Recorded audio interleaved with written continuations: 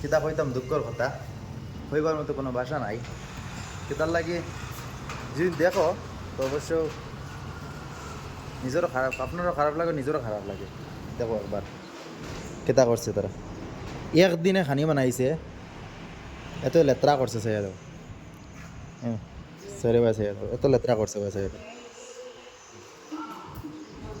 যে কার্টুন পার্টুন রাখা আছে, মানে কোনো ইয়ে নাই। এগুলোর 40 জনের খানা বানাইছে, মানে 40 জনের, তারা 40 জন ছিল, 40 জনে এত গান্দা করছে, এত লেত্রা করছে। এরপরে তোমার আরও আমাদের জিনিস আরও কিছু নিয়ে গেছে।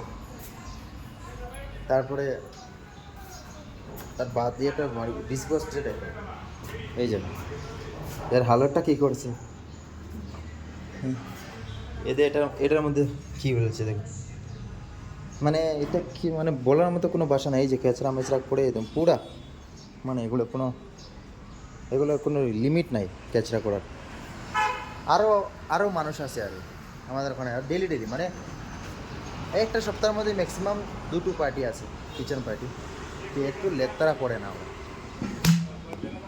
আর আর আজকের পরে কালকে আবার ঢুকবে, আবার ওটা আমার এমএপি প্লেন, ওটা আমাদের মানে জিনিসপত্র খাওয়াতে লাগে, কিন্তু ওদের মতো দেখি।